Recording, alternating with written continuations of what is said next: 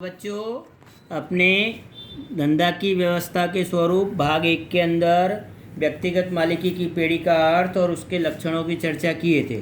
आज अपने व्यक्तिगत मालिकी की पेड़ी के लाभ के विषय में चर्चा करेंगे।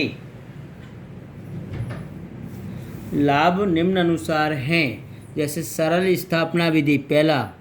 दूसरा लाभ है अल्प पूंजी। तीसरा रहस्यों की गुप्तता। चौथा शीघ्र निर्णय। पांचवा लाभ है व्यक्तिगत संपर्क। छठा लाभ है परिवर्तनशीलता। सातवां लाभ है कर का अल्प बोझ और आठवां अल्प कानूनी नियंत्रण। अब एक एक करके अपने समझेंगे।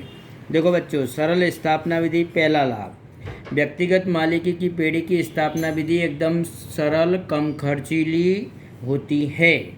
इस प्रथा में किसी भी प्रकार का कोई भी प्रकार का दस्तावेज को तैयार नहीं करना पड़ता। कानून की कोई भी अटपटी या जटिल विधि में से प्रसार नहीं होना पड़ता। तदुपरांत अशिक्षित कोई भी सामान्य व्यक्ति भी इस पेड़ी को प्रारंभ कर सकता है। इसलिए इसकी स्थापना विधि एकदम सरल और कम खर्चीली होती है। दूसरा पॉइंट है अल्प पूंजी। यह पेड़ी व्यक्तिगत मालिकी की पेड़ी अर्थात कि एक इसका महत्वपूर्ण और विशिष्ट लाभ है। महत्वपूर्ण लक्षण और एक विशिष्ट लाभ है कि व्यक्तिगत मालिकी की पेड़ी में कोई भी व्यक्ति कम पूंजी से व्यापार प्रारंभ कर सकता है। अधिक द्रव्य की आवश्यकता होने पर मालिक उधार लेकर भी धंधे में पूंजी लगा सकता है। इस प्रकार की पूंजी अपने रिश्तेदारों के पास से, पड़ोसियों के पास से, सगे संबंधियों के पास से प्राप्त करके व्यवसाय को प्रारंभ कर सकता है। तीसरा लाभ है रहस्यों की गुप्तता। धंधा की सफलता के रहस्य गुप्त रखना प्रत्येक व्यापारी के लिए लाभदायी होता है। व्यक्तिगत मालिकी की स्वरूपी एक ऐसा व्यवसाय है कि जिसमें मालिक धंधे के सौदे, हिसाब, धंधा की सफलता की चाबी अपने गोपनीय रख सकता है, गुप्त रख सकता है। व्यापार के अन्य स्वरूपों की सभी प्रकार के स्वरूपों की तुलना में इसमें व्यापार के रहस्यों को गुप्त रखा जा सकता है। यह एक प्रकार का लाभ होगा। उसी प्रकार अब चौथा लाभ है शीघ्र निर्णय। देखो बच्चों, व्यक्तिगत मालिकी की पेड़ी में सिर्फ एक ही मालिक होता है। व्यक्तिगत मालिकी धंधा विषयक बातों को सर्वोपरि निर्णायक होने से धंधा के सर्वपूर्ण महत्वपूर्ण निर्णय त्वरित और शीघ्र ले सकता है। बाजार की दिशा और परिवर्तनित संजोगों के अनुसार शीघ्र निर्णय ले सकता है। उसे दूसरे किसी के निर्णय की आवश्यकता नहीं होती, इसलिए त्वरित निर्णय लिया जा सकता है। पांचवा लाभ है इसका व्यक्तिगत संपर्क। देखो बच्चों, व्यक्तिगत मालिकी की पेड़ी में मालिकी और संचालन में एक रूपता देखने को मिलती है। धंधा का संचालन सूत्र मालिक के हाथ में होने से ग्राहक, कर्मचारी और लेनदारों के साथ व्यक्तिगत और निजी संपर्क रख सकता है। परिवर्तनशील प्रवाह, फैशन, ग्राहकों की रुचि, टेव, आदतों और वितरण के व्यवस्था में अधिक आवश्यक परिवर्तन करके स्वयं को बाजार में वह टिकाए रख सकता है। यह भी एक लाभ है। परिवर्तनशीलता अगला पॉइंट। व्यक्तिगत मालिकी की पेड़ी में एक ही मालिक होने से कभी भी वह परिवर्तन करना चाहे तो सरलता से परिवर्तन कर सकता है। शीघ्र निर्णय और सतत जागृति के कारण धंधा में परिवर्तनशीलता लाई जा सकती है। इस प्रकार व्यक्तिगत मालिकी की पेड़ी में यह एक लाभ होता है। अगला लाभ है अल्प कर बोझ। देखो बच्चों, व्यक्तिगत मालिकी की धंधा की आय मालिक की आय होती है, अर्थात उस पर व्यक्ति द्वारा कर वाली आयकर की दर लागू होती है। इसलिए सामान्य रूप से व्यक्तिगत मालिकी के धंधा का कद छोटा होने से कम आय होती है और कर का अल्प बोझ होता है। यह एक प्रकार का लाभ है। और देखो बच्चों, आठवां लाभ दिया अल्प कानूनी नियंत्रण।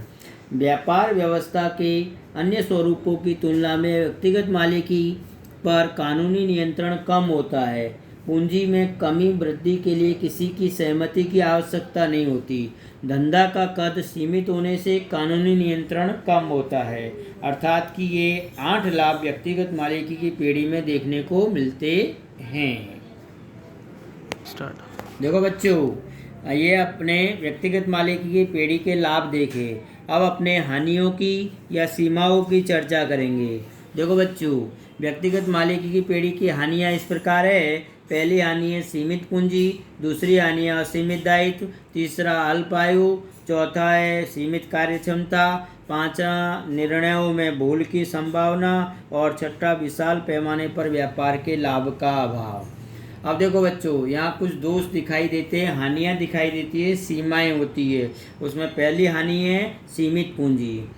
देखो बच्चों, व्यक्तिगत मालिकी की पीढ़ी में एक ही मालिक होता है। इसे अल्प पूंजी से व्यापार तो किया जा सकता है, परंतु यह व्यक्तिगत मालिकी का एक विशिष्ट लाभ भी है, परंतु ये कभी कभी मर्यादा भी बन जाता है, क्योंकि यहाँ अल्प पूंजी प्राप्त होती है। औद्योगिक क्रांति के बाद व्यापारी इकाई का कद बढ़ता जा रहा है। इसके लिए आवश्यक पूंजी प्राप्त करने के कार्य मालिक के लिए इस पीढ़ी में संभव नहीं होता। बड़े पैमाने पर कच्चा माल खरीदना, यंत्र खरीदना, माल के संग्रह की क्षमता व्यक्तिगत मालिकी की पीढ़ी में कम दिखाई देती है, अर्थात कि यह एक अवगुण माना जाता है। दूसरा है असीमित दायित्व। देखो बच्चों, व्यक्तिगत मालिकी की पीढ़ी में एक ही मालिक होने से व्यक्तिगत मालिकी का दायित्व असीमित होता है, इसलिए वह अपने दायित्व से मुक्त नहीं हो सकता। यदि धंधा की संपत्ति और लेना की तुलना में धंधा का देना बढ़ जाए तो उसे अपनी व्यक्तिगत संपत्तियों को बेचकर भी धंधे के ऋण को भुगतान करना पड़ता है। इस प्रकार धंधा का जोखिम मालिक को स्वयं उठाना पड़ता है, जबकि साझेदारी पीढ़ी में ऐसा नहीं है, कंपनी में भी ऐसा नहीं है, परंतु व्यक्तिगत मालिकी की पीढ़ी में असीमित दायित्व देखने को मिलता है। देखो बच्चों, तीसरा है अल्पायु। धंधा इस प्रकार की पीढ़ी में एक ही मालिक होने से यहाँ अल्प आयु देखने को मिलती है।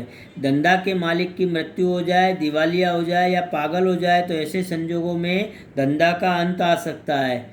उसके उत्तराधिकारियों में धंधा चलाने की कभी कभी योग्यता न हो तो दुकान बंद करने की नौबत आ जाती है, अर्थात कि धंधा बंद भी हो सकता है। इस प्रकार यहाँ सीमित आयुष्य दिखाई देती है। देखो बच्चों, अब चौथा इसका गैर लाभ है, हानि है सीमित कार्यक्षमता। व्यक्तिगत मालिकी की संस्था में नीति निश्चित करने के लिए मालिक उत्तरदायी होता है। प्रत्येक कार्य करने की सीमाएं होती है। मालिक स्वयं संचालक होने से भले भी कितना भी बुद्धिशाली हो तो अभी वह बहुत सी मर्यादाएं अवरोध रूप होती है। आधुनिक युग में धंधा के लिए विविध प्रकार के ज्ञान की आवश्यकता होती है। व्यक्तिगत मालिकी के अन्य धंधादारी व्यक्तियों के साथ विचारों के आदान प्रदान की संभावना न होने के कारण इकाई का विकास यहाँ सीमित होते चला जाता है। इसलिए इस प्रकार की इकाई में सीमित कार्यक्षमता दिखाई देती है बच्चों। पांचवा इसका दोष है निर्णयों में भूल की संभावना। देखो बच्चों, व्यक्तिगत मालिकी की पीढ़ी में त्वरित और शीघ्र निर्णय लिया जा सकता है, यह एक प्रकार का लाभ है, परंतु दूसरों के अनुभव की विशिष्ट ज्ञान या बुद्धि का लाभ प्राप्त नहीं हो सकता, जिससे व्यापारी भले ही कितना प्रवीण, चतुर, होशियार, कुशल हो, फिर भी व्यक्तिगत निर्णय कई बार जल्दबाजी में गलत और क्षतियुक्त होने से व्यापार के लिए गलत साबित हो सकते हैं। इसलिए निर्णय में भूल की संभावना बनी रहती है। और छठा लक्षण है बच्चों, छठा इसका दोष है विशाल पैमाने पर व्यापार के लाभ का अभाव। देखो बच्चों, व्यक्तिगत मालिकी की पीढ़ी में सीमित पूंजी, असीमित दायित्व और सीमित कार्यक्षमता के कारण व्यापार सीमित रहता है। असीमित दायित्व के कारण व्यापारी बड़ा साहस करने के लिए तैयार नहीं हो पाता। लघु पैमाने पर खरीद विक्रय होने से विशाल पैमाने पर होने वाले क्रय विक्रय का लाभ प्राप्त नहीं कर सकता। इसलिए इस प्रकार की पीढ़ी में विशाल पैमाने पर व्यापार के लाभ का अभाव दिखाई देता है। स्टार्ट। चल देखो बच्चों, अब अपने हिंदू अविभक्त कुटुंब की पीढ़ी के विषय में चर्चा करेंगे। हिंदू कानून के अनुसार यह पीढ़ी एक प्रकार का पैतृक व्यवसाय माना जाता है, धंधा है। वंश परंपरागत में प्राप्त धंधा संचालित करने वाले अविभक्त हिंदू परिवार को हिंदू कुटुंब की प्रथा कहते हैं। परिवार के सभी सदस्य इसके सदस्य माने जाते हैं। ऐसी पीढ़ी का संचालन परिवार का मुख्य व्यक्ति अर्थात कि कर्ता व्यक्ति के हाथ में होता है। यदि कर्ता व्यक्ति संचालन करने का इच्छुक न हो तो उसके बाद वाले व्यक्ति को यह कार्य सौंपा जा सकता है। ऐसी पीढ़ियों का अस्तित्व भारत और नेपाल में ही दिखाई देता है, अन्य किसी दूसरे देश में देखने को नहीं मिलता। यहाँ अपने व्यक्तिगत मालिकी की पीढ़ी का अर्थ समझे तो वंश परंपरागत में प्राप्त होने वाले धंधा को संचालित करने वाले अविभक्त कुटुंब परिवार को हिंदू अविभक्त कुटुंब की पीढ़ी के नाम से जानते हैं। इसके बच्चों कुछ लक्षण हैं। उसमें पहला लक्षण है कानूनी अस्तित्व। देखो बच्चों, इस पीढ़ी में अर्थात कि हिंदू अविभक्त कुटुंब की पीढ़ी का हिंदू कानून द्वारा यह पीढ़ी अस्तित्व में आती है। भारतीय कानून के द्वारा यह पीढ़ी अस्तित्व में आती है। दूसरा लक्षण है इसका संचालन। इस पीढ़ी का संचालन कुटुंब के बड़े व्यक्ति के हाथ में होता है, जिसे हम कर्ता के नाम से जानते हैं। अर्थात कि अपने परिवार के सदस्य में सबसे बड़े व्यक्ति दादाजी हो तो इसका संचालन दादाजी करेंगे, ऐसा कहा जा सकता है। तीसरा है स्वतंत्र कार्य क्षेत्र। धंधा का संचालन कर्ता स्वतंत्र रूप से कार्य करता है। यहाँ अपने अन्य सदस्यों को मध्यस्थता करने का अधिकार है, पर सहायता कर सकते हैं। कर्ता के निर्णय की क्षमता का अन्य सदस्य कोई भी विरोध नहीं कर सकते। अर्थात कि कर्ता व्यक्ति ने जो निर्णय लिया गया हो उसको मान्य माना जाता है। चौथा है सदस्य पद। देखो बच्चों, हिंदू परिवार की पीढ़ी में सदस्य पद जब से बालक का जन्म होता है तब से ही प्राप्त होता है। परिवार में जन्म लेने वाले बालक को जन्म के साथ ही सदस्य पद प्राप्त होता है। पांचवा लक्षण है इसका मौद्रिक नियंत्रण। देखो बच्चों, धंधा के सभी मौद्रिक विषयकर्ता के हस्तक होने से पीढ़ी पर कर्ता का मौद्रिक नियंत्रण होता है। संयुक्त संपत्तियों के रक्षण का कार्य भी कर्ता व्यक्ति ही करता है, अर्थात कि सभी प्रकार के निर्णय कर्ता ही लेता है। छठा लक्षण है इसका दायित्व। देखो बच्चों, संयुक्त हिंदू परिवार की पीढ़ी में धंधा का कार्यक्षेत्र कर्ता संभालता है, इसलिए कर्ता का दायित्व असीमित होता है और बाकी के जो भी घर में सदस्य हो उन सब का दायित्व सीमित होता है। अर्थात कि व्यवसाय में बाकी के सदस्यों का दायित्व सीमित होता है। आयुष्य इसका अगला लक्षण। देखो बच्चों, कर्ता या परिवार के अन्य सदस्यों की मृत्यु के बाद भी धंधा चालू रहता है।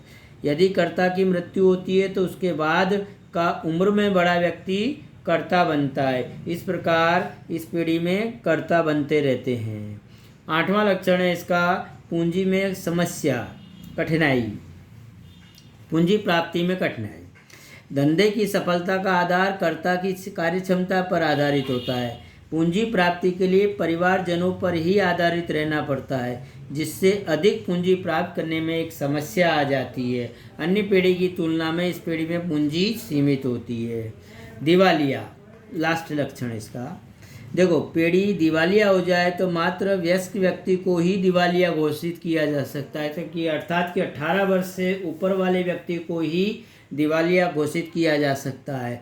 अवयस्क सदस्य को दिवालिया घोषित नहीं किया जा सकता। ऋण चुकाने के लिए पीढ़ी के प्रत्येक सदस्य का भाग का उपयोग किया जा सकता है। कर्ता का दायित्व इस पीढ़ी में सीमित होता है।